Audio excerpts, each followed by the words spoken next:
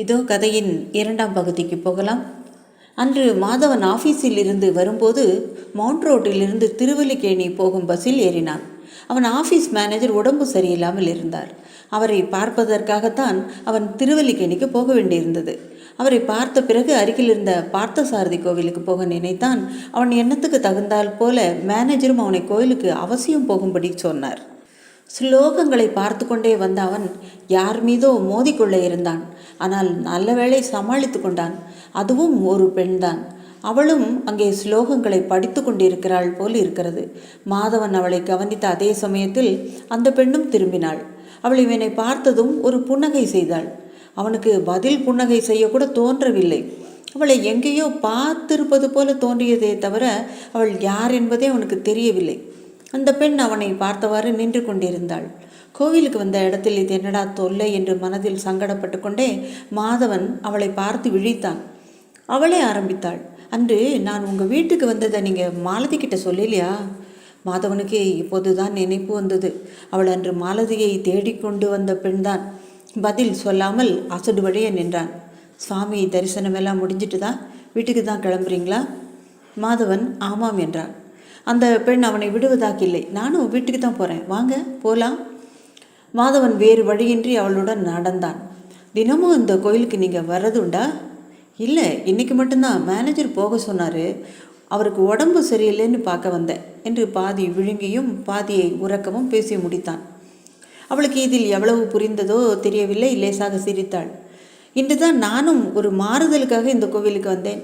நீங்களும் இன்றுதான் வந்திருக்கிறீர்கள், ஆச்சரியமாக இல்லை என்று ஆவலுடன் அவனை பார்த்து கொண்டே கேட்டாள் அவள். இதில் என்ன ஆச்சரியம் இருக்கிறது என்பது மாதவனுக்கு விளங்கவில்லை. மௌனமாக இருந்தான். கோவில் வாசலில் ஒரு கடையின் பக்கத்தில் சிவப்பு நிற கார் இருந்தது. அதன் அருகில் சென்று நின்று அவள் திரும்பி பார்த்தாள்.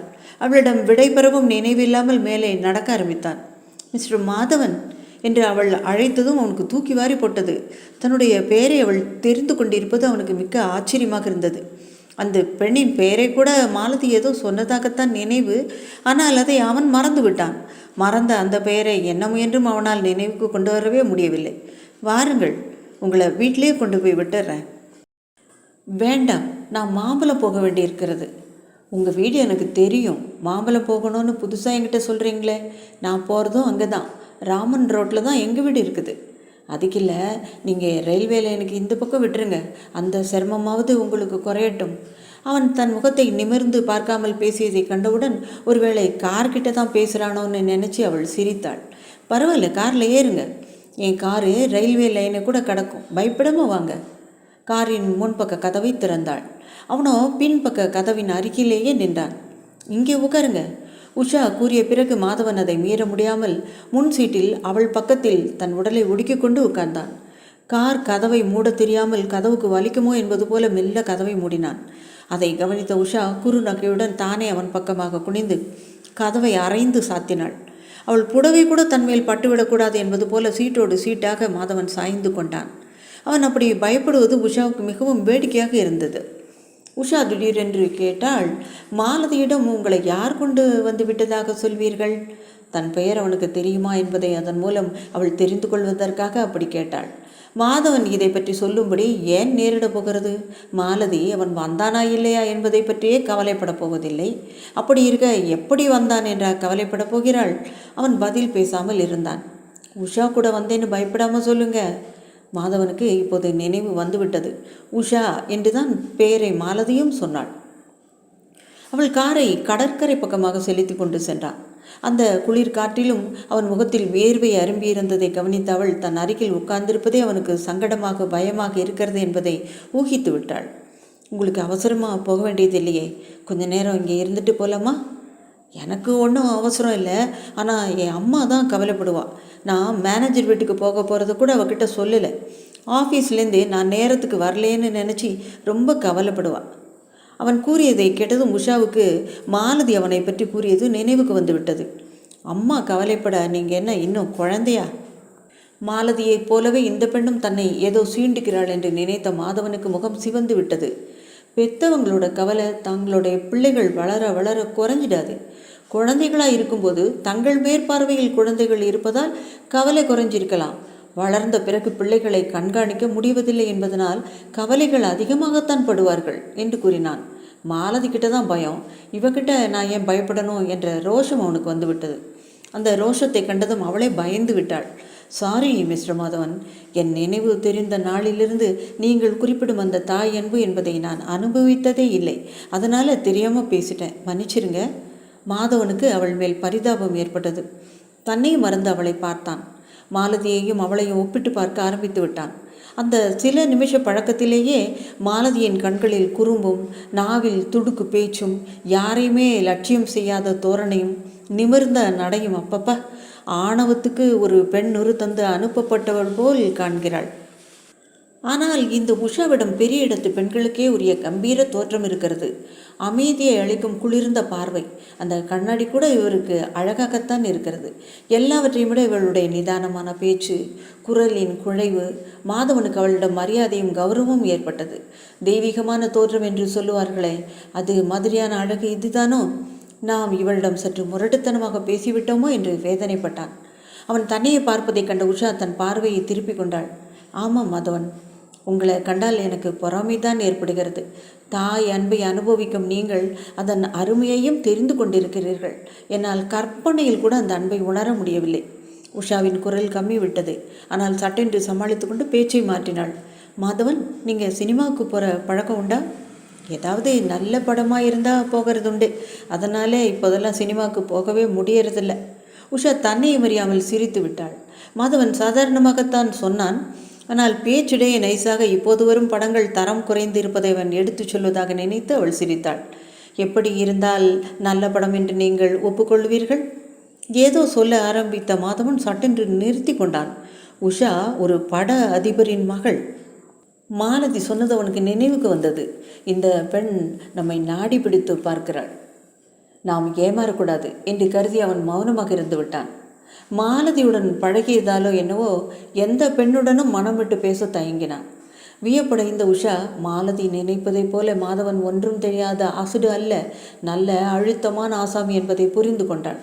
திடீரென்று நினைவுக்கு வந்தவள் போல பின் சீட்டில் இருந்த தன் கைப்பையை எடுத்து அதிலிருந்து அவள் ஒரு கவரை எடுத்தாள். அந்த கவரில் நிறைய ஃபோட்டோக்கள் இருந்தன. காரில் இருந்த விளக்கை போட்டுக்கொண்டு அந்த ஃபோட்டோக்களில் ஒன்றை எடுத்து அவனிடம் நீட்டினாள். மாதவன் அதை கவனித்ததும் அந்த ஃபோட்டோ தன்னை மாலதி எடுத்தது தான் என்பதை தெரிந்து கொண்டான். இதில் நன்றாக விழுந்திருக்கிறீர்கள் இல்லையா? மாலதி கெட்டிக்காரி. சமீபத்தில் தான் எங்கிட்ட ஃபோட்டோ எடுக்க கற்றுக்கிட்டா. என்னையே மிஞ்சிட்டா. பாருங்களேன், இவையெல்லாம் நான் எடுத்தவை. இவற்றை விட மாலதி எடுத்தது தான் நன்றாக இருக்கிறது இல்லையா? எங்கள் அம்மாவையும் சந்துருவையும் கூட எடுத்தாளே, இதிலே காணோமே. அதெல்லாம் மாலதிக்கிட்டே கொடுத்துட்டேன். இந்த ஃபோட்டோ மட்டும் என்னிடம் நின்று விட்டது. உஷாவின் குரலில் தடுமாற்றம் வந்தது. அவள் பேச்சை மாற்றுவதற்காக கேட்டாள். மாதவன், நீங்கள் தப்பாக என்ன நினைக்காம இருந்தால் நான் ஒன்று உங்ககிட்ட சொல்லுவேன் என்ற உஷா காரை கிளப்பினாள். மாதவன் மனதுக்குள் அழுத்து கொண்டான். வீட்டில் மாலதியிடம் படுவதே நித்திய கண்டமாக இருக்கிறது. வெளியிலாவது சற்று நிம்மதியாக நடமாடினோம்.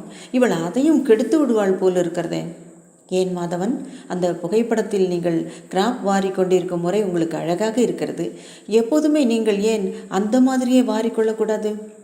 சே, அவன் கிராப் வாரிட்டா என்ன, வாரிக்கொள்ளாட்டா என்ன? மாலதி தான் அன்று அப்படி கழுத்து அறுத்து தானே வாரிவிட்டாள். அவனாகவா வாரிக்கொண்டான்? மாதவன் மௌனமாக இருந்ததும் உஷா புரிந்து கொண்டு அந்த பேச்சை விட்டு விட்டாள்.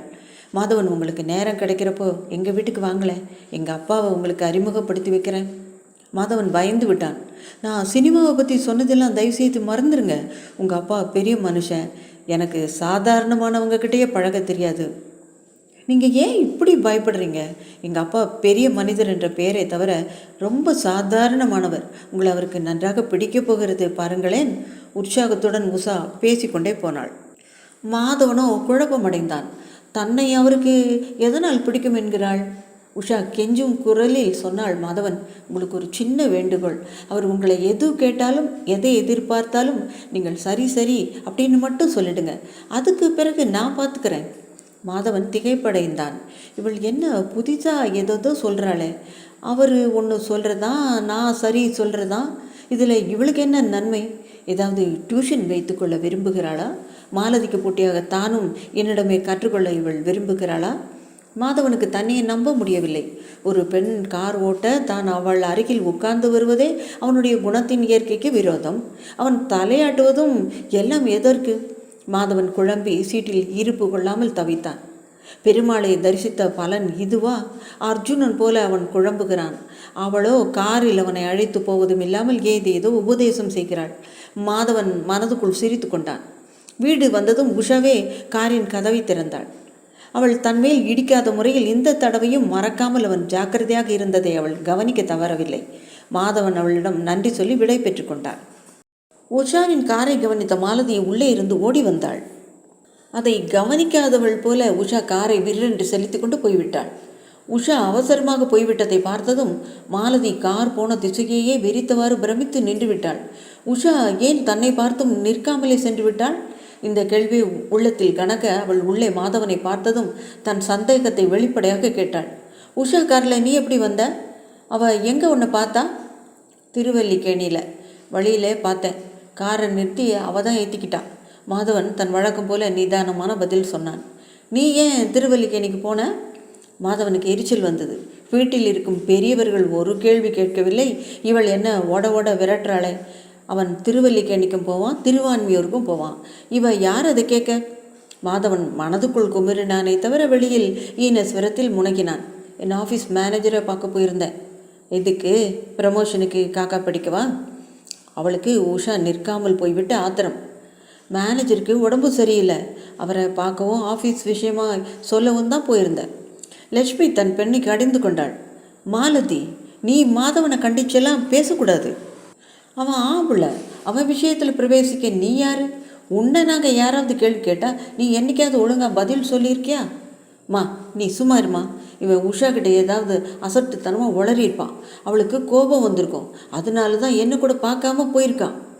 மாதவன் நாம் உண்மையிலே அவளுக்கு கோபம் வரும்படியாக ஏதாவது சொல்லிவிட்டோமோ என்று தனக்குள் நடந்த சம்பாஷணையை நினைத்து பார்த்தான். அவனுக்கு தான் தவறாக பேசியதாக தோன்றவே இல்லை. ஆனால் ஒருவேளை அவள் ஏதாவது தவறாக புரிந்து கொண்டிருப்பாளோ? லக்ஷ்மி மகளை சமாதானப்படுத்தினாள். உஷா ஒன்றும் அப்படிப்பட்ட பொண்ணு கிடையாது. அவளுக்கு நேரமானதுனால போயிருப்பா. நாளைக்கே நீ விசாரிச்சு பாரு, அவள் அந்த காரணத்தை தான் சொல்லுவாள். கனக முதலாக பேசினாள். ஏன் லக்ஷ்மி, அப்படின்னா மாதவன் ஏதாவது சொல்லியிருப்பான்னு நீயும் நினைக்கிறியா? லக்ஷ்மி பதறி போய்விட்டாள். ஐயோ அக்கா, நான் அந்த அர்த்தத்தில் சொல்லவே இல்லை. அத்தை தன் மகனை பறிவது போல பேசியவுடன் மாலதிக்கு மேலும் எரிச்சல் வந்தது. வேண்டுமென்றே மாதவனை மிரட்டினாள்.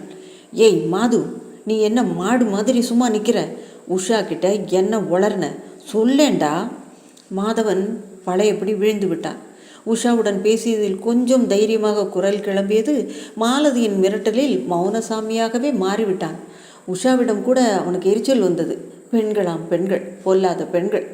இவள் ஏற்றுக்கொள்ளவில்லை என்று யார் அழுதாங்க? போதா குறைக்கு அவளோ ஏதோ உத்தரவு போடுற மாதிரி பேசிட்டு போறா. இவளோ கேள்வினாலே வாட்டி எடுக்கிறா.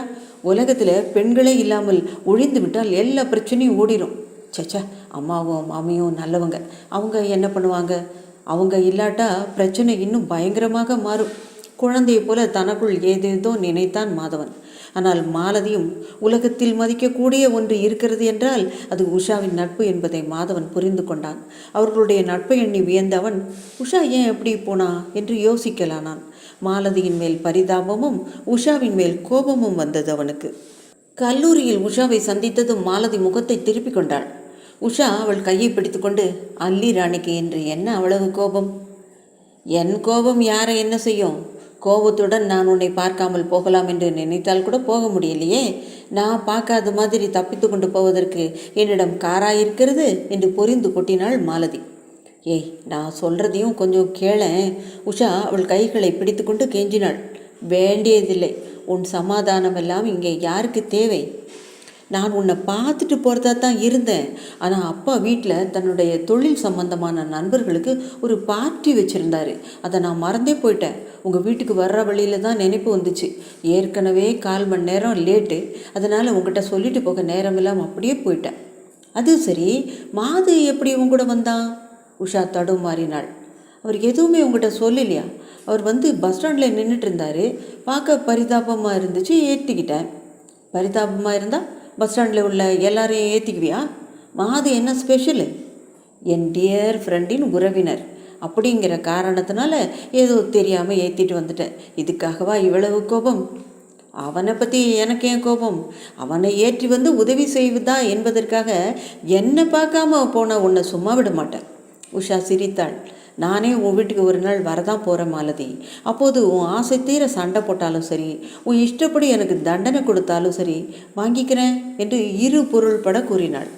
அத்துடன் மாலதியும் சமாதானமாகிவிட்டாள். பேச்சினிടെ உஷா வெளிநாட்டிலிருந்து நடன குழுவினர் வந்திருப்பதாகவும் வரும் ஞாயிற்றுக்கிழமை அவர்களுடைய புரோகிராம் நடக்கப் போவதாகவும் சொன்னாள். உஷா போகிறாள் என்று தெரிந்தவுடன் மாலதிக்கும் ஆசை வந்துவிட்டது. ஆனால் வீட்டில் அவள் தந்தை அவ்வளவு விலை கொடுத்து டிக்கெட் வாங்கி அவளை அனுப்புவார் என்று தோன்றவில்லை. தன் விருப்பத்தை லேசாக வெளியில் தெரிவித்து விட்டால் கூட உஷா தனக்காக டிக்கெட் வாங்கிவிடப் போகிறாளே என்று பயந்த அவள் அதில் தனக்கு ஆர்வம் இல்லாதது போல பேசினாள். உஷாவும் அவளை தன்னுடன் வரும்படி அதற்கு மேல் வற்புறுத்தவில்லை. ஆனால் அன்று கல்லூரியிலிருந்து வந்ததுமே ராகவனிடம் கூறி தனக்காக டிக்கெட்டுக்கு சிபாரிசு செய்யும்படி தன் தாயை கெஞ்சினாள் மாலதி. கணவர் சுபாவம் தெரிந்த லட்சுமி அது நடக்காது என்பது தெரிந்தும் தன் பொறுப்பை தீர்த்து கொள்ளும் உத்தேசத்தில் ராகவன் காதில் மாலதியின் விருப்பத்தை போட்டுவிட்டாள். ராகவன் அவ்வளவு விலையுயர்ந்த டிக்கெட்டுகளை வாங்கி அந்த நிகழ்ச்சியை பார்க்கவோ கழிக்கவோ தங்கள் குடும்பம் தகுதி பெறவில்லை என்று தாட்சணியமில்லாமல் ஒரே வரியில் கூறிவிட்டு அந்த பேச்சை அத்துடன் நிறுத்திவிட்டார். மாலதி முதல் 2 நாள் முகத்தை தூக்கி வைத்துக்கொண்டு சத்தியாகிரகம் செய்து பார்த்தால் ராகவனிடம் ஒன்றும் சாயவில்லை. அவர் அதை பார்த்ததாகவே காட்டிக்கொள்ளவில்லை. மாலதி கணக்கத்திடம் தஞ்சம் புகுந்தாள். தன் அத்தையின் மடியில் தலையை வைத்து படுத்துக்கொண்டு அவளை துணப்பிக்கொண்டே இருந்தாள். மாலதி, நான் சொன்னால் மட்டும் உங்கள் அப்பா கேட்பானா? எனக்கு என்னவோ குழந்தைனே ஆசைப்படுறியேன்னு உன்னை அனுப்பத்தான் தோணுது. லட்சுமியே பயப்படுறாளே அண்ணாட்ட கேட்கறதுக்கு. நான் எந்த மூளைக்கு? ஏன் அத்தை, ஒவ்வொருத்தர் 5 6 பெண்களை பெற்றுட்டு படிக்கவும் வச்சு கல்யாணமும் பண்ணி சளைக்காமல் செலவழிக்கிறாங்க. இந்த அப்பா மட்டும் ஒரு பெண்ணை பெற்றுட்டதுக்கே இப்படி செலவுன்னு நடுங்கிறாரே. இந்த தடவை மட்டும் டிக்கெட் வாங்கி தந்துடட்டும் அத்தை. அப்புறம் என்னால் எந்தவித செலவும் ஏற்படாத முறையில் நான் நடந்துக்கிறேன். மாலதியின் கெஞ்சல் கனகத்துக்கு இரக்கத்தை உண்டாக்கியது. பாவம், அவள் சொல்வது உண்மைதானே. இங்கு கேட்காமல் வேற எங்கே போய் சொந்தமாக தனக்கு வேண்டியதை அவள் கேட்க முடியும்? மாலதி போனதும் அவள் மாதவனை பார்த்து கேட்டாள். ஏண்டா மாதவா, உன்னால் ஏதாவது செய்ய முடியுமா? அது சரிம்மா, மாமாவை மிஞ்சி நான் ஏதாவது பண்ணால் தப்பாயிராதா? அண்ணாவுக்கே தெரியாமல் ஏதோ பாஸ் கிடச்சிச்சு, உன் ஃப்ரெண்டு கொடுத்தான் அப்படின்னு ஏதாவது சொல்ல. ஏம்மா, அப்படியாவது இவள் போக வேண்டியது அவசியமா? மாதவா, உனக்கு அவசியமாக தோன்றாது. ஆனால் மாலதிக்கு தானாகவே எது அவசியம் எது அனாவசியம் அப்படின்னு ஒரு நாள் தெரிகிற வரைக்கும் நம்ம எல்லாத்தையும் செஞ்சே ஆகணும். அது அவளை பெற்றவங்களுக்கே தெரியல. ஆனால் என்னோட மனசு கேட்கலடா. கனகம் ராகவனும் லட்சுமியும் வீட்டில் இல்லாத தைரியத்தில் வெளிப்படையாகவே மனதில் தோன்றியதை பேசினாள். மாலதியின் ஆசை நிறைவேறியது. தன் ஜென்மமே பயனடைந்த திருப்தியுடன் அவள் அந்த நிகழ்ச்சிக்கு போனாள். இடைவேளையில் அவளை சந்தித்த உஷா அவளை கண்டதும் வியப்படைந்தாள். உஷா உட்கார்ந்திருந்த வகுப்பிலேயே தனக்கும் டிக்கெட் வாங்கியிருந்ததை பற்றி மாலதிக்கு அளவில்லாத மகிழ்ச்சி ஏற்பட்டது. இருவரும் வரும்போது ஒன்றாக வெளியே வந்தார்கள். உஷாவும் மாலதியும் தங்கள் காரை நெருங்கினார்கள். அதே சமயம் அந்த காரை நோக்கி கட்டடத்தின் இருண்ட பக்கத்திலிருந்து மாதவன் வந்து நின்றதை கண்டதும் இருவரும் திடுக்கிட்டார்கள். மாது, நீ எங்கே வந்த? டான்ஸ் பார்க்கவா? இல்லை, உனக்கு துணையா மாமா அனுப்புனார். எனக்கு நீ துணையா? ரொம்ப அழகாக இருக்குது. எனக்கு வர வழி தெரியாதா?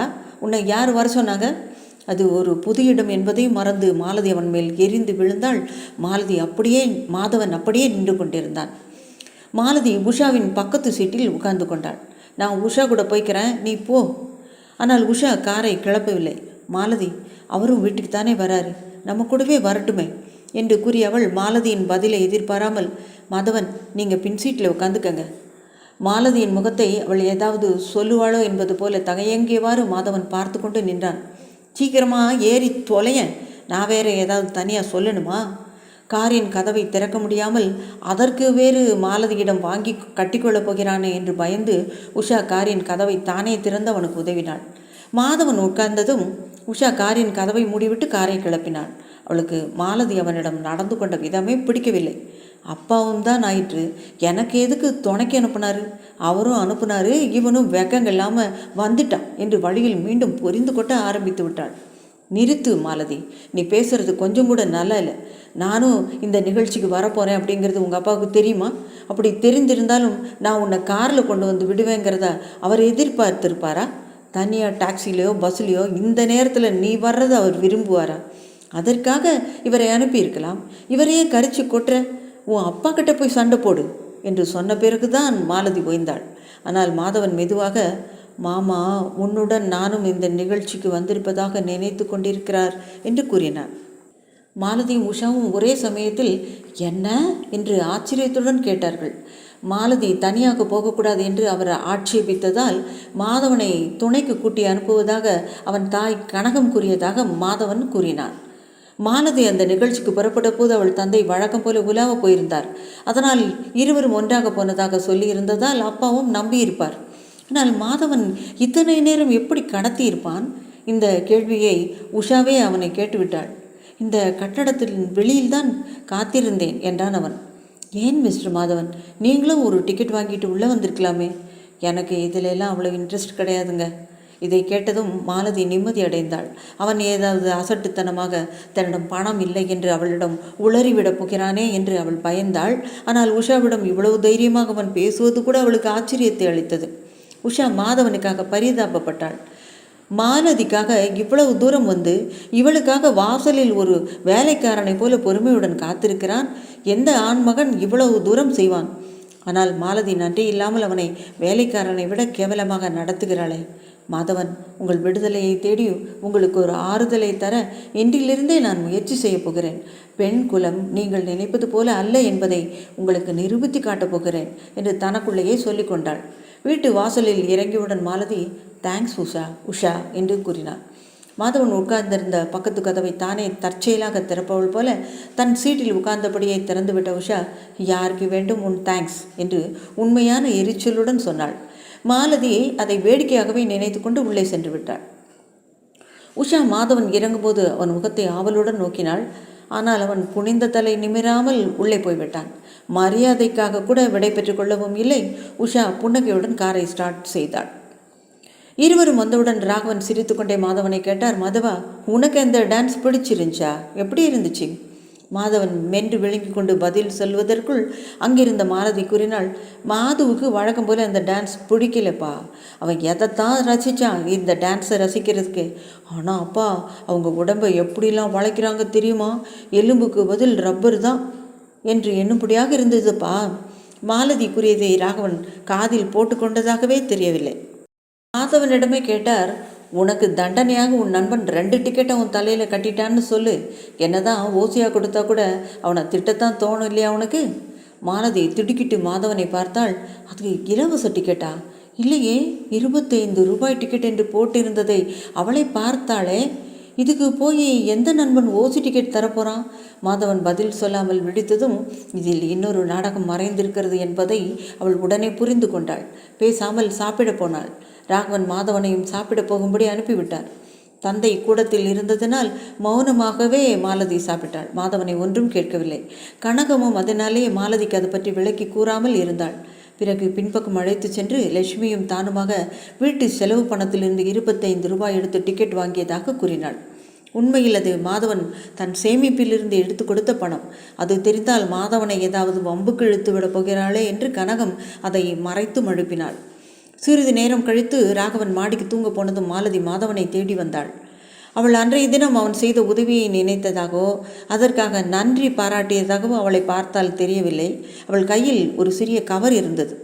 மாது, இது அன்னைக்கே வந்துருச்சு, உங்ககிட்ட கொடுக்க நான் மறந்து போயிட்டேன்.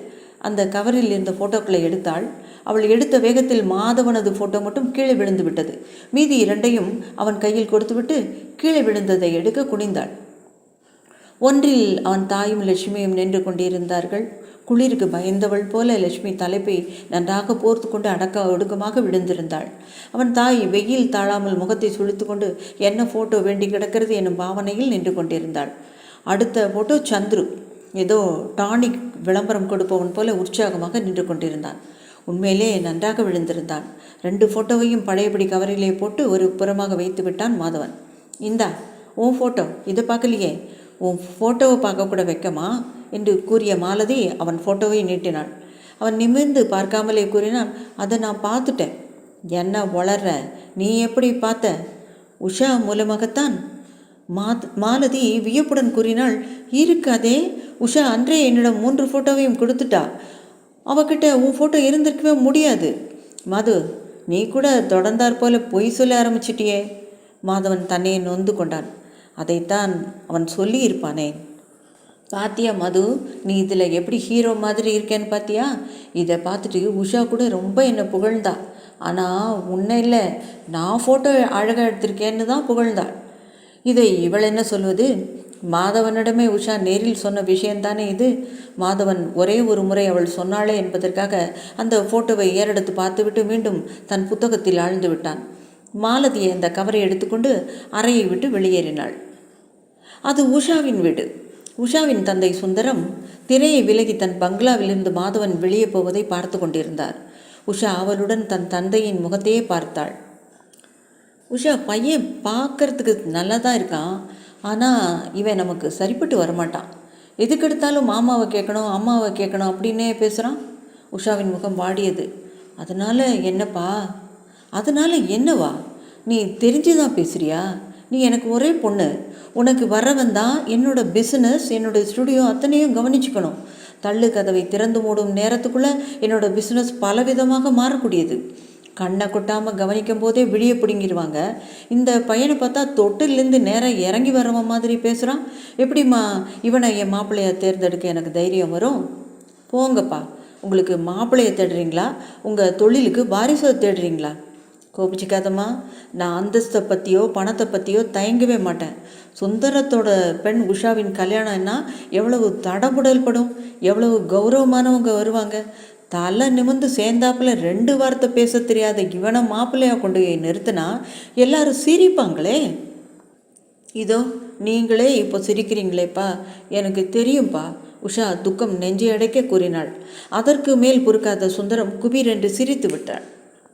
சரிம்மா உஷா, உன் விருப்பப்படியே நடக்கட்டும். மாதவன் வீட்டு முகவரியை கூட அவன் மாமாவை பார்த்து நான் பேசுகிறேன். உஷாவுக்கு மகிழ்ச்சி தாங்கவில்லை. தந்தையின் கழுத்தை கட்டிக்கொண்டு உரக்க சிரித்தாள். வாய் வலிக்க தேங்க்ஸ் டாடி என்று பல தடவை சொன்னாள். அவர் கரங்களை எடுத்து கண்களை ஒற்றி கொண்டாள். சுந்தரம் அவளுடைய உற்சாகத்தை மனதுக்குள் ரசித்தவாறு சிரித்து கொண்டே உட்கார்ந்திருந்தார். ஆனால் உஷா, என்னால் முடிஞ்ச வரைக்கும் கல்யாண விஷயத்தில் முயற்சி பண்ணி பார்க்குறேன். அப்படியும் தோல்வி கண்டால்? உஷாவின் உடல் நடுங்கியது. அப்பா, என்னை தயவுசெய்து பயமுறுத்தாதீங்க. அம்மா, பயமுறுத்துறதுக்காக நான் அப்படி சொல்லலை. ஆனாலும் என்னுடைய முயற்சியில் அப்படி ஏதானும் தோல்வி வந்துச்சுன்னா, அதாவது மாதவனுடன் உன் கல்யாணம் நடைபெறாமல் போனால், அதுக்கு பிறகு உன் கல்யாண விஷயத்தை நீ என் பொறுப்பில் தான் விட்டுறணும். என்ன? உஷாவுக்கு அவர் கூறியது புரிந்தது. இப்போது மாதவன் விஷயமாக அவர் இவளுக்கு விட்டு கொடுத்தது போல அவர் சொல்லும் வரனுக்கு இவள் விட்டு கொடுக்க வேண்டும் என்று எதிர்பார்க்கிறார். மாதவன் இவளை மணக்காவிட்டால் தானே எந்த பிரச்சனை? உஷா கம்பீரமாக கூறினாள். அப்பா, மாதவனை மணக்கும் பாக்கியம் எனக்கு கிடைக்காவிட்டால் அதன் பிறகு என் விவாக விஷயமாக எனக்கு ஒரு விருப்பமோ எதிர்பார்ப்போ எதுவுமே கிடையாதப்பா. நீங்கள் உத்தரவிட்டபடி தான் என் வாழ்க்கை அமையும். எல்லாம் உன் விருப்பப்படி நல்லபடியாக அமையும். நீ கவலைப்படாதம்மா. சுந்தரம் கண்கலங்க உணர்ச்சியுடன் சொன்னார். உஷாவும் நிம்மதி உணர்வுடன் அறையை விட்டு வெளியே போனாள். மாதவன் சுந்தரம் வீட்டிலிருந்து கிளம்பி தன் வீட்டை அடையும் போது இரவு 8 மணி ஆகியிருந்தது. உஷா தங்கள் டிரைவரை காருடன் மாதவன் ஆஃபீஸுக்கே அனுப்பி அவனை அன்று மாலை தங்கள் வீட்டுக்கே வரவழைத்திருந்தாள். டிஃபன் காஃபி எல்லாம் கொடுத்தாள். ஆனால் மாதவனுக்கு தான் அந்த வீட்டில் இருக்கும் வரை முள்ளாய் உறுத்தியது. உஷாவின் தந்தை சுந்தரம் வருவதற்கு கொஞ்சம் நேரமாகிவிட்டதால் அவன் அங்கேயே காத்திருக்கும்படி நேர்ந்தது. சுந்தரம் வந்ததும் அவனை என்னென்னவோ கேள்விகள் கேட்டார். எல்லாவற்றுக்கும் பதில் சொன்னதாகத்தான் நினைவு. ஆமாம், நினைவு தான். அவன்தான் ஒரே குழப்ப நிலையில் இருந்தானே. அவர்களுடைய அந்த இன்டர்வியூவின் அடிப்படை காரணம் அவனுக்கு புரிந்து விட்டது. மாமா அம்மா அவர்களின் மேல் பொறுப்பை சுமத்திவிட்டு வந்துவிட்டான். அவன் வரையில் ஏதோ எதிரியின் பாசறையிலிருந்து தப்பித்து கொண்டு வந்தவன் போலதான் இருந்தான். திரும்பி வரும்போது கார் கொடுத்து அனுப்பினார்கள். ஆனால் மாதவன் வழியில் பார்க்கில் இறங்கி கொண்டு காரை திருப்பி அனுப்பிவிட்டான். அங்கே இருந்த சிமெண்ட் பெஞ்ச் ஒன்றில் உட்கார்ந்து கொண்டான். உஷா அவனை மணக்க விரும்புவதாக சுந்தரம் கூறியதிலிருந்து தெரிகிறது. அவன் வெறும் அரசாங்க உத்தியோகஸ்தன். 4 ரூபாயாகவும் 5 ரூபாயாகவும் வருடந்தோறும் சம்பள உயர்வை எதிர்பார்த்து காத்திருப்பவன். மாமாவின் மேல் சுமத்தப்பட்ட சுமையாக வளர்ந்தவன். இவன் உஷாவை மணப்பதால் அடிமை சாசனப்பட்டா மாறுமே தவிர வேறு என்ன நன்மை? ஆனால் இந்த உஷாவும் தான் ஆயிற்று. எதற்காக போயும் போயும் இவனை மணக்க விரும்புகிறாள்? அவள் இவன் மேல் பரிதாபம் ஏதாவது கொண்டு மணக்க விரும்புவதாக இருக்கலாம். அல்லது சுந்தரமே பெண்ணுக்கு கல்யாணமும் செய்து வீட்டோடு மாப்பிள்ளையாக விழுந்து கிடப்பான் என்ற எண்ணம் கொண்டு மகளையும் வற்புறுத்தி இருக்கலாம். அவர்களுடைய அந்தஸ்துக்கும் செல்வத்துக்கும் டாக்டர், என்ஜினியர், எஸ்டேட் ஓனர் இந்த வரிசையில் அல்லவா தேட வேண்டும். மாலதி சொல்வது போல இந்த மண்ணாந்தை மாதுவை ஏன் தேடி வருகிறாள்? மாமாவும் அம்மாவும் சேர்ந்து எதையாவது செய்து கொள்ளட்டும், நம்மிடம் வரும்போது பார்த்து கொள்ளலாம். ஆனால் மாமாவிடமோ அம்மாவிடமோ நாம எதையும் சொல்ல வேண்டாம் என்று மாதவன் மனதில் தீர்மானம் செய்து கொண்டான். மாதவன் வீட்டினுள் நுழைந்தபோது ஆஃபீஸில் இருந்து வந்திருந்த ராகவன், கனகம், லட்சுமி மூவரும் நடையிலேயே கவலையுடன் காத்திருந்தார்கள். தினம் தான் வருவதை விட இன்று அதிகம் நேரமாகிவிட்டது என்பதை உணர்ந்த மாதவன் தன்னால் பெரியவர்கள் கவலைப்படும்படி ஆகிவிட்டதே என்று வருத்தப்பட்டான். கனகம் எரிச்சலுடன் கேட்டாள், ஏண்டா மாது, ஆஃபீஸிலேருந்து வர்றதுக்கு இவ்வளோ நேரம்? இன்னும் எங்கேயாவது போயிருந்தியா? ஆமாம், அவனை கேளு. வெளியே போன வயசுக்கு வந்த பொண்ணு இன்னும் வீட்டுக்கு வந்து சேர்ந்த பாடில்லை. அவளை கண்டித்து சீர்திருத்த முடியல உங்களால். எல்லாத்துக்கும் இவனையே மிரட்டி அடக்கி வைங்க என்று மாமா பரிகாசமும் கோபமும் கலந்த குரலில் சொன்னார். மாதவன் துணுக்குற்றான். என்ன, மாலதி இன்னும் வீட்டுக்கு வரலையா? உஷா கூட வீட்டில் இருக்கா? இவன் மட்டும் எங்கே போயிருப்பா? ராகவனும் மாதவனும் மட்டும் சாப்பிட்டார்கள். பெண்கள் இருவரும் சாப்பிடாமல் மாலதிக்காக காத்திருந்தார்கள். ராகவன் சாப்பிட்ட பின்பு மாடியில் உள்ள தம் அறைக்கு போகாமல் வாசல் வராந்தாவில் சாய்வு நாற்காலி போட்டுக்கொண்டு உட்கார்ந்து விட்டார். வாசல் கதவையும் பூட்டி சாவியை தன் கையில் வைத்து கொண்டார். அவர் அப்படியே தூங்கினாலும் யாரும் அவருக்கு தெரியாமல் கதவை திறக்க முடியாது. மாதவன் நடக்கப் போகும் ரகளைக்கு பயந்து மாடியில் உள்ள மாமாவின் அறைக்கு போய்விட்டான். கனகமும் லட்சுமியும் கையை பிசைந்து கொண்டு வேதனைப்படுவது பரிதாபமாக இருந்தது. அவன் அந்த அறையில் இருந்த ஒரு புத்தகத்தை புரட்டி கொண்டிருந்தானே தவிர அவன் கவனமெல்லாம் கீழே ஏதாவது சத்தம் கேட்கிறதா என்பதிலேயே இருந்தது. மணி 9 ஆகிவிட்டது. லக்ஷ்மி மாடிக்கு வந்தாள். மதவா, நீ உஷாவோட வீட்டுக்கு போய் பார்த்துட்டு வரியா? எங்களுக்கு ரொம்ப பயமாக இருக்குது. மாமாவின் கோபமும் அதிகமாகிட்டே வர்றது. உஷாவின் வீட்டில் கூட அவள் இல்லை மாமி. உனக்கு எப்படி தெரியும்? மாதவன் தன்னையே நொந்து கொண்டான். பெரியவர்களிடம் உண்மையை ஒப்புக்கொள்ள தைரியமில்லாத தன்னை போன்றவர்கள் மறைப்பதற்கும் இப்படி திறமையில்லாமல் இருந்தால் மிகவும் கஷ்டம்தான் என்பதை உணர்ந்தான். பிறகு நிதானமாக சொன்னான், உஷாவும் அவங்க அப்பாவும் காரில் எங்கேயோ போயிட்டு இருந்ததை நான் வரும்போது தான் பார்த்தேன். பாவம் லக்ஷ்மி அப்படியே சோர்ந்து போய் உட்கார்ந்து விட்டாள். மாதவன் ஏதோ நினைவு வந்தவன் போல மாடி வராந்தாவில் வந்து நின்று கொண்டு பக்கத்து விட்டு சந்துருவை கூப்பிட்டான். என்ன அண்ணா என்று கேட்டுக்கொண்டே அவன் தங்கள் வீட்டு வராந்தாவில் வந்து நின்றான். அவன் மாலதியை அக்கா என்று கூப்பிடுவது போல மாதவனை அண்ணா என்று தான் சொல்லுவான். மாலதி இன்று எங்கேயாவது போவதாக உங்ககிட்ட சொன்னாளா? லக்ஷ்மியும் சந்துருவின் குரலை கேட்டு எழுந்து அங்கே வந்தாள். இல்லையே அண்ணா. ஓஹோ, மாமா வாசலில் பூட்டிக்கிட்டு உட்கார்ந்துருக்கிறது கூட மாலதியை வரவேற்கத்தானா என்று மீண்டும் தானே கேட்டான். ஆமடா என்று கூறிய மாதவன் உள்ளே வந்து விட்டான். மாதவனுக்கும் உண்மையில் கவலை பிடித்து கொண்டு விட்டது. கீழே இறங்கினான். மாமா, நீங்கள் மாடிக்கு போய் தூங்குங்க. மாலதி வந்தா நான் கதவை திறக்கிறேன் என்று சொன்னான். கதவை திறக்கிறதுக்காக நான் இங்கே உட்காந்துருக்கேன்னு உனக்கு யார் சொன்னாங்க? நீங்கள் யாரும் கதவை திறக்காமல் இருக்கிறதுக்காகத்தான் நான் இங்கே வந்து உட்காந்துருக்கேன். அவள் வந்து கதவை தட்டுட்டோம். மாதவனால் திருப்பி ஒன்றும் சொல்ல முடியவில்லை. லக்ஷ்மி கனகத்தின் பக்கம் திரும்பி கூட பார்க்க தைரியமின்றி மீண்டும் மாடிக்கே போய் உட்கார்ந்து கொண்டான். சிறிது நேரம் கழித்து வராந்தாவில் ஏதோ முணுமுணுக்கும் சத்தம் கேட்டு மாதவன் வியப்புடன் வராந்தா பக்கம் வந்தான். இவர்கள் வீட்டுக்கும் சந்துரு வீட்டுக்கும் இடையே 3 அடி அகலத்தில் ஒரு சிறிய சந்து இருக்கிறது. இருட்டில் ஒரு உருவம் சந்துரு வீட்டு கைப்பிடி சுவரில் இருந்து இவர்கள் வீட்டு வராந்தாவின் கைப்பிடி சுவருக்கு இடையில் உள்ள அந்த சந்தை ஒரே தாண்டாக தாண்டி தாவுவதை கண்டான். மாதவன் சந்தேகத்துடன் வராந்தா விளக்கை போட்டான். அவன் எதிர்பார்த்தபடி அது மாலதியே தான். உண்மையில் இவள் பெண்தானா என்ற கேள்வி மனதில் எழ மாதவன் பிரமித்து நின்று விட்டான். மாலதி மெல்லிய குரலில் கூறினாள், மது, சந்துரு தெருக்கோடியில் எனக்காக காத்துட்டு இருந்தான். அப்பா கோபத்தோட வாசலில் காத்திருப்பதை சொன்னான். டாக்ஸியை அங்கேயே திருப்பி அனுப்பிட்டேன். அவனுடன் அவன் வீட்டுக்கு போனேன். எப்படி அப்பாவுக்கு தெரியாமல் நம்ம வீட்டுக்கு வருவதுன்னு தவிச்சிட்டு இருந்தேன். பிறகு திடீர்னு இந்த ஐடியா வந்துச்சு. முதல்ல சந்துரு பயந்தான். ஆனால் நான் தைரியமாக இருக்கவே வேறு வழி இல்லாமல் அவனை ஒப்புத்துக்கிட்டான். எப்படி என் ஐடியா என்று பெருமையுடன் கூறிக்கொண்டாள். அவள் அத்தனை நேரம் கழித்து டாக்ஸியில் துணையில்லாமல் வருவது என்பதே ரசிக்கும்படியாக இல்லை. அதற்கு மேல் இந்த சந்தை தாண்டி குதித்ததை ஒரு பெருமையாக சொல்லுகிறாளே. இவள் கீழே விழுந்து கையையோ காலையோ சேதப்படுத்தி கொண்டிருந்தால் அத்துடன் போகும் என்று என்ன நிச்சயம்? உயிருக்கே ஆபத்து வராதிருக்க இவள் என்ன சாகாவரமா வங்கி வந்திருக்கிறாள். மாதவன் தன்னை எறியாமல் அந்த சந்தை குனிந்து பார்த்தான். என்ன தலை சுத்துதா என்று மாலதி கிண்டலாக கேட்டாள். எனக்கு தலை சுத்தலை என்பதை நிரூபிக்க நானும் இங்கிருந்து சந்திர வீட்டுக்கு குதித்து நிரூபித்து காட்ட வேண்டுமா என்று எரிச்சலுடன் நினைத்த மாதவன், அது சரி, இப்போது மட்டும் மாமாவுக்கு என்ன பதில் சொல்ல போற? அப்போது மாமாவினுடைய கோபத்திலிருந்து அவள் தப்பவில்லை என்பதை அவன் அவளுக்கு நினைவுபடுத்தினான். நான் மாடியில் பின்பக்கம் படிச்சுட்டு இருந்தேன், அப்படியே தூங்கிட்டேன்னு சொல்ல போகிறேன் என்று அலட்சியமாக சொல்லிவிட்டு பக்கத்து வீட்டு பக்கம் திரும்பி சந்துருவுக்கு டாட்டா காட்டும் பாவனையில் கையசைத்தாள். அவனும் பதிலுக்கு கையசைத்து விட்டு உள்ளே போனான். பின்புறம் மாடியில் ஒரு சிறிய அறை இருக்கிறது. அந்த அறை பக்கம் மாமா போகும் வழக்கமில்லை. இவளுடைய பொய்யை அனுசரித்து ஏதாவது சாக்கு சொல்லி அவன் தாயும் மாமையும் மாமாவின் கோபத்திலிருந்து மாலதியை காப்பாற்றி விடுவார்கள். நாள் மாமா அதை நம்புவாரா? இன்னும் இவள் இவ்வளவு நேரமாக எங்கே போயிருந்தாள் என்பதை சொல்லவே இல்லையே என்று நினைத்து அவன் மாலதியை பார்த்தான். அவளை கீழே இறங்கி சென்றிருந்தாள். மாமா படுப்பதற்காக மாடிக்கு வந்தவுடன் மாதவன் கீழே இறங்கிவிட்டான். கீழே மாலதியை இருவருமாக குறுக்கு கேள்விகள் கேட்டுக்கொண்டிருந்தார்கள். யாரை துணைக்கு கூட்டிகிட்டு சினிமாவுக்கு போனேன்? லட்சுமி கேட்ட கேள்வியினால் அவள் சினிமாவுக்கு போயிருந்தாள் என்பது மாதவனுக்கு விளங்கிவிட்டது. மாலதி துளி கூட தடுமாற்றமின்றி உஷா கூட தான் போனேன். படுக்கையை போட்டு அங்கேயே படுத்து கொண்டிருந்த மாதவனின் மனம் பொய் என்று அதை கேட்டதும் அலறியது. ஐயோ மாலதி, பெத்த தாய்கிட்டேயே பொய் சொல்ல ஆரம்பிச்சிட்டியா என்று தனக்குள்ளே புலம்பினான். உடனே அவன் மனம் அவனை இடித்து காட்டியது. நீ பெரிய யோக்கியனா?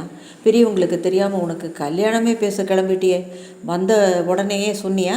நீ கூட தான் பெத்த தாய்கிட்ட மறைச்சிருக்க. மாதவனுக்கு ஏனோ உஷாவின் மேல் எரிச்சல் வந்தது. தன் தாயிடமிருந்து தன்னை பிரிக்கிறாள் என்ற ஆத்திரம் வந்தது. முதலாக அவன் தன் தாயிடம் ஒரு விஷயத்தை மறைத்து விட்டான். அதற்கு காரணம் இந்த உஷா. இப்போதே இந்த கதி என்றால் உண்மையிலே அப்படி ஒரு கல்யாணம் நடந்துவிட்டால்? மாலதி பசியில்லை என்று சொல்லிவிடவே கனகமும் லட்சுமியும் சாப்பிட போயிருந்தார்கள். மாலதி மட்டும் கூடத்தில் இருந்தாள். மாதவனின் முனகல் சத்தம் கேட்டு சற்றென்று திரும்பினாள். என்னடா, தலை வலியா? அவன் வழக்கம் போல மௌனமாக இருந்தான். மாலதி வந்து அவன் அருகில் உட்கார்ந்தாள்.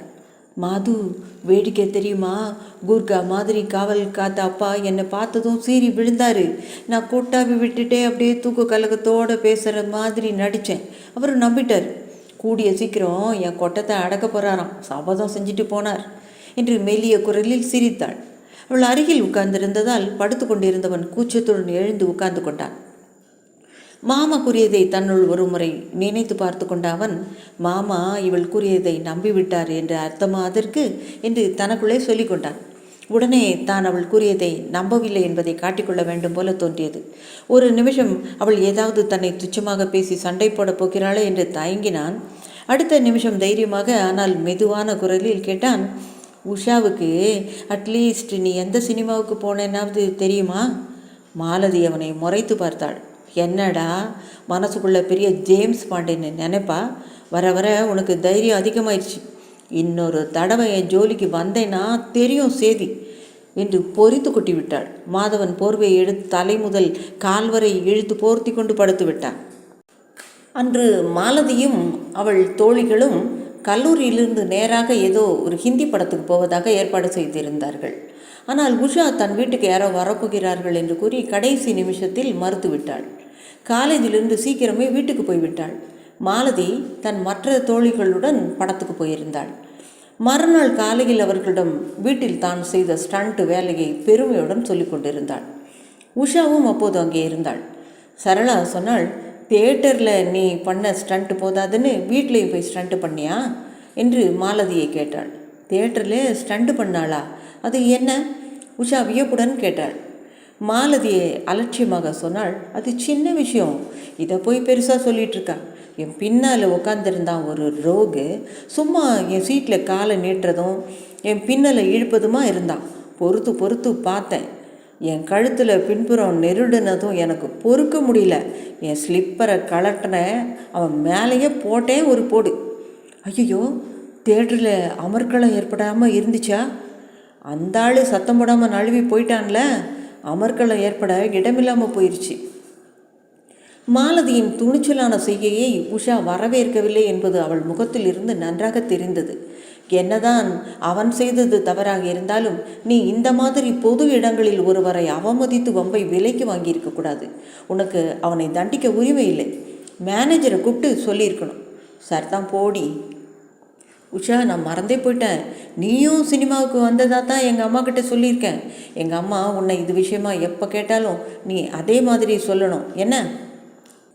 அவள் பரபரப்புடன் மாலதியை கேட்டாள். நான் உங்கூட சினிமாவுக்கு வந்ததா யார்கிட்ட சொன்னேன்? ஏன் அம்மாக்கிட்டேயும் அத்தைக்கிட்டேயும் தான். இதுக்கு கேட்குறேன். அப்போ உங்கள் அத்தானும் அங்கே இருந்தாரா? அத்தானா? ஆமாம், அவனும் தான் இருந்தான். ஐயையோ மாலதி, நீ பெரிய தவறு பண்ணிட்ட. நான் உங்கூட நேற்று சினிமாவுக்கு வரலைங்கிறதும் நான் வீட்டில் தான் தங்கியிருந்தேங்கிறதும் உன் அத்தானுக்கு தெரியும்.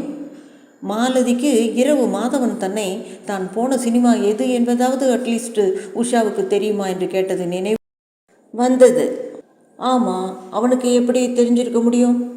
அவருக்கு தெரியும் மாலதி. என் அப்பாவை மீட் பண்ணுறதுக்கு அவர் நேற்று சாயங்காலம் எங்கள் வீட்டுக்கு வந்தார். அந்த சமயத்தில் நான் வீட்டில் இருந்ததை அவர் பார்த்தாரு. ஏன்னா அவரை வரவேற்று உபசரித்ததே நான் தானே. மாலதி அவள் கூறியதை நம்பாதவள் போல அவளையே முறைத்து பார்த்தாள். மாது எதுக்கு உங்கள் அப்பாவை பார்க்க வந்தான்? அது எனக்கு தெரியாது. உன் அத்தா ஆஃபீஸில் நண்பர் இருப்பதா என் அப்பா சொன்னார். ஒருவேளை அவரை பற்றி ஏதாவது தகவல் கேட்டிருக்கலாம். உஷா உளறினாள். ஏன் மாலதி, உன் கம்ப்யூட்டர் கதை ஏதாவது எழுதியிருப்பாரா? அதை படமாக்க விலைக்கு வாங்க உஷாவின் அப்பா உன் அத்தானை வர சொல்லியிருப்பாரோ என்று உமா கூறினாள். மாது கதை எழுதுகிறானோ இல்லையோ, இந்த உஷா நிச்சயமாக கதை அழகிறாடி என்று மாலதி உறுதியுடன் சொன்னாள். உஷா பேச்சை மாற்றுவதற்காக, மாலதி, நீ பொய் சொல்லி உங்கள் வீட்டில் தப்பிச்சிட்ட. உன் அத்தான் உன்னை ஒன்றுமே கேட்காம சும்மாவாக இருந்தார். ஏய் உஷா, உன் சாமர்த்தியம் என்கிட்ட நிச்சயமாக பலிக்காது. நீ பேச்சை மாற்றினா மட்டும் நான் ஏமாந்து போயிடுவேனா? மாதவனை கேட்டு தெரிஞ்சுக்கிறேன். வர வர என்கிட்டே நீ மறைக்க கற்றுக்கிட்டடி. முன்ன மாதிரி நீ பழகிறதே கிடையாது என்று கூறி அவள் வீட்டுக்கு கிளம்பி விட்டாள். மாலதி, இரு, நானும் வரேன் என்று கூறி இருவரும் மட்டும் தனியாக வீட்டுக்கு போக காரில் அமர்ந்தார்கள். மாலதியின் பார்வை தற்செயலாக கல்லூரி எதிரே உள்ள பஸ் ஸ்டாப் பக்கம் திரும்பியது. உடனே முகம் கடுப்பானது. ரோக், ஸ்கவுண்டரல் என்று மாலதி திடீரென்று முணுமுணுப்பதை கேட்ட உஷா திகைப்புடன் அவள் பார்வை சென்ற இடத்தை கவனித்தாள். அங்கே நின்று கொண்டிருந்த ஒரு வாலிபன் இவர்களே பார்த்து கொண்டிருந்தான். உஷாவும் மாலதியும் தன்னை பார்த்து விட்டதை கண்டதும் காரை நோக்கி அவன் நடந்து வந்தான். மாலதி மெல்லிய குரலில் அவசரமாக, உஷா, இவன் தாண்டி அந்த தியேட்டரில் நேற்று. அவன் அருகில் வந்து விட்டதால் பாதியிலே நிறுத்திவிட்டாள். உஷா புரிந்து கொண்டு அவசரமாக போய்விடலாம் என்று நினைத்தாள். அவன் நேராக மாலதி உட்கார்ந்திருக்கும் பக்கமாக வந்து நின்றான். உஷாவை அவன் கவனித்ததாகவோ சட்டை செய்ததாகவோ தெரியவில்லை. நிதானமாக மாலதியை வெறித்து பார்த்து கொண்டே, என்றைக்காவது ஒரு நாள் என் கணக்கை தீர்த்து கொள்ள விரும்புகிறேன். அது வரையில் எனக்கு நிம்மதி கிடையாது. உன் பேர் என்னன்னு கூட எனக்கு தெரியாது. அதனால பரவாயில்ல, நீ யாராக இருந்தாலும் எனக்கு அக்கறை இல்லை. நீயும் அந்த சந்தர்ப்பத்துக்கு ரெடியாக காத்துட்ரு. என்னடா மிரட்டுற? உஷா ஜாடையாக அவள் கையை அழுத்தி எச்சரித்தாள். மாலதி லட்சியம் பண்ணவே இல்லை. இந்த பாரு, நீ என்னை எந்த செருப்புனால் அடிச்சியோ அந்த செருப்பை விட மோசமான ஒன்றுனால உன்னை அடித்து என் காலின் கீழே உன்னை தேய்க்கிறனா இல்லையா பாரு. ஓ அப்படியா? அப்படின்னா அந்த கணக்கில் இதையும் சேர்த்து நினைவில் வைத்துக்கொள் என்று கூறிய மாலதி குனிந்து தன் கால் செருப்பை மீண்டும் கழற்ற முயன்றாள். உஷா பதைக்கும் குரலிலேயோ, மாலதி, நீ செத்த சும்மா இரேன் என்று அவளை அடக்கினாள். அதை கேட்டதும் அந்த வாலிபன் மேலே விசிலடித்து, ஐசி, மாலதியாவும் பேர் மறக்க முடியாத பேர் என்று ஏளனமாக சொன்னான். உஷா அப்போதுதான் தன் தோழியை அவன் எதிரில் அவள் பெயரை சொல்லி கூப்பிட்டது எவ்வளவு தவறு என்பதை உணர்ந்தாள். அவனிடம் அவளே நயமாக பேச ஆரம்பித்தாள். மிஸ்டர், நீங்கள் யோசித்து பார்த்தீங்களா? தவறு அவளுடையது அல்ல. பொதுவான இடத்துல ஒரு பெண்கிட்ட நீங்கள் பண்பு குறைவாக நடந்துட்டு அதை மறந்துட்டு பேசுகிறீங்களே, இது உங்களுக்கே சரியாக தோணுதா? அவள் ஏதோ தனக்கு தோன்றிய முறையில் கோபத்தை காட்டிவிட்டாள். நீங்கள் அதை அத்தோடு மறந்து வளர்த்தாமல் விட்டுருங்களேன். மேடம், நீங்கள் ரொம்ப அழகாக பேசுகிறீங்க. ஆனால் உங்கள் ஃப்ரெண்டு தன்னை அவ்வளவு சுலபமாக நான் மறக்கும்படி செய்யலையே. அது மாதிரியே நானும் அவள் என்னை மறக்க முடியாதபடி செய்வேன். உஷா பொறுமையை இழந்து, மிஸ்டர், ஒரு பெண்ணை பயமுறுத்துறது, தகாத முறையில் நடந்து கொள்வது, இதெல்லாம் சுலபம்னா சட்டம் எதுக்கு, போலீஸ் எதுக்கு? அந்த வாலிபன் பரிகாசமாக உரத்த குரலில் சிரித்தான். சட்டம் குற்றம் நடந்த பின் விசாரிக்கிறது, தண்டனை அளிக்கிறது. கொலை செய்தவனை சட்டம் தூக்கில் கூட போடுகிறது. ஆனால் கொலை செய்துவிட்ட திருப்தியுடன் அவன் தூக்கில் தொங்குகிறான். அந்த திருப்தியை அவனிடமிருந்து சட்டத்தினால் பிடுங்க முடியுமா? அந்த சட்டம் என்ன செய்ய முடியும்? உஷாவும் மாலதியும் ஒருவர் முகத்தை ஒருவர் பார்த்து கொண்டார்கள். மேடம், என் வரையில் பழியை தீர்த்து கொண்டா போதும். அதுக்கு விலையா தண்டனையா என்ன வேணாலும் நான் என் உயிரை கூட இழக்க தயங்க மாட்டேன் என்று கூறி அவன் திரும்பி பஸ் ஸ்டாண்டை நோக்கி சென்றான். இவர்களின் பக்கம் அதற்கு பிறகு அவன் திரும்பி கூட பார்க்கவில்லை. உஷாவின் உடல் நடுங்கியது. பார்த்தாயா மாலதி, உன் செய்கையின் பயங்கர விளைவை? நீ படிப்பை முடிப்பதற்குள் எவ்வளவு பெரிய ஆபத்துக்கு வழிவகுத்து விட்டாய். அடி போடி பைத்தியம், இந்த மடையனால் என்னை என்ன செய்ய முடியும்? சும்மா போக வர மிரட்டிகிட்டே இருந்து நான் அவனுக்கு நடுங்கிட்டே இருக்கிற மாதிரி கற்பனை பண்ணிக்குவான். இதிலே ஒரு திருப்தி அவனுக்கு, அவ்வளவுதான். நீ காரை ஸ்டார்ட் பண்ணுடி. ஏய், எனக்கு பயமாக இருக்குடி. மாலதி அந்த இடத்திலேயே அந்த சம்பவத்தை மறந்து விட்டவள் போல காணப்பட்டாள். உஷா காரை கிளப்பினாள். அந்த வாலிபனால் தன் வாழ்க்கையில் நடக்கப்போகும் விபரீதம் தெரியாமலே மாலதி பேசினாள். பகுதி 2 முடிவடைந்தது. மீண்டும் அடுத்த பகுதியில் சந்திக்கலாம். ராஜி ஸ்டோரிஸிலிருந்து உங்கள் நான். நன்றி.